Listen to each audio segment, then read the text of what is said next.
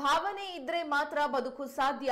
ಹಾಗಾಗಿಯೇ ರಾಮ ಮಂದಿರ ನಿರ್ಮಾಣ ಹಾಗೂ ಆರ್ಟಿಕಲ್ 370 ವಾಪಸ್ ತೆಗೆದುಕೊಂಡು ಅಲ್ಲಿನ ತಾಯಂದಿರಿಗೆ ನಿಜವಾದ ಸ್ವಾತಂತ್ರ್ಯವನ್ನ ಕೊಡಲು ಸಾಧ್ಯವಾಯಿತು ಎಂದು ಬಿಜೆಪಿ ಅಭ್ಯರ್ಥಿ ಬಿವೈ ರಾಘವೇಂದ್ರ ಹೇಳಿದರು. ಮಾಧ್ಯಮದವರೊಂದಿಗೆ ಮಾತನಾಡಿದ ಅವರು, ಕಾಂಗ್ರೆಸ್ನವರಿಗೆ ಭಾವನೆ ಇಲ್ಲದಕ್ಕೆ ಈ ಪರಿಸ್ಥಿತಿಗೆ ಬಂದಿದ್ದಾರೆ. ಅವರು ಆಡಳಿತದಲ್ಲಿ ಬಡತನವನ್ನ ಪ್ರೀತಿಸಿದ್ರು, ಆದರೆ ಬಡವರನ್ನಲ್ಲ.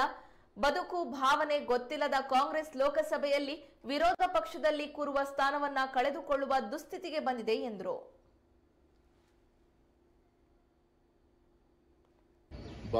ಭಾವನೆ ಇದ್ದಾಗ ಮಾತ್ರ ಬದುಕಿರಕ್ಕೆ ಸಾಧ್ಯ. ಇದು ಭಾವನೆ ಇದ್ದಿದ್ದಕ್ಕೆ ರಾಮ ಮಂದಿರ ನಿರ್ಮಾಣ ಆಯಿತು, ಅದರಿಂದ ಬದುಕು ಕೂಡ ಕಟ್ಟುವಂತ ಕೆಲಸ ಆಗ್ತಾ ಇದೆ ಸರ್. ಭಾವನೆ ಇದ್ದಿದ್ದಕ್ಕೆ ಇವತ್ತು ಆರ್ಟಿಕಲ್ 370 ಅಂತ ವಾಪಸ್ ತೆಗೆದುಕೊಂಡಿದ್ದಕ್ಕೆ ಇವತ್ತು ಅಲ್ಲಿ ತಾಯಂದಿರಿಗೆ ನಿಜವಾದ ಸ್ವಾತಂತ್ರ್ಯವನ್ನು ಕೊಡುವಂತ ಕೆಲಸ ಆಗಿದೆ. ಭಾವನೆ ಇಲ್ಲ ಅಂತ ಮನುಷ್ಯನೇ ಅಲ್ಲ, ಭಾವನೆ ಇದ್ದಾಗ ಮಾತ್ರ ಬದುಕಿದ್ದಕ್ಕೆ ಸಾಧ್ಯ. ಹಾಗೆ ಭಾವನೆ ಇಲ್ಲದಂತ ಕಾಂಗ್ರೆಸ್ ಪಕ್ಷಕ್ಕೆ ಅವರು ಒಪ್ಕೊಂಡ ಹಾಗೆ ಬರೀ ಬದುಕನ್ನ ನೋಡ್ತಾ ಇದ್ದಾರೆ. ಅದನ್ನೇ ಯಾವಾಗಲೂ ಕೂಡ ಹೇಳೋದು, ಜೀವನದಲ್ಲಿ ಅವರ ಆಡಳಿತದಲ್ಲಿ ಬಡತನವನ್ನ ಪ್ರೀತಿ ಮಾಡ್ಕೊಂತ ಬಂದ್ರೆ ಹೊರತು ಬಡವರನ್ನು ಪ್ರೀತಿ ಮಾಡುವಂತ ಕೆಲಸವನ್ನ ಮಾಡಲಿಲ್ಲ. ಬಡತನ ಪ್ರೀತಿ ಮಾಡಿದ್ರೆ ಭಾವನೆ ಇದೆ ಅಂತ ನಾವು ಹೇಳ್ಬೋದಿತ್ತು. ಹಾಗಾಗಿ ಬಡವರಾಗೇ ಇರಬೇಕು, ನಾವು ಹೇಳಿ ಜಾಗದಲ್ಲಿ ಹೆಬ್ಬೆಟ್ಟನ್ನ ಒತ್ತಬೇಕು, ಆಡಳಿತವನ್ನ ಮಾಡಬೇಕು.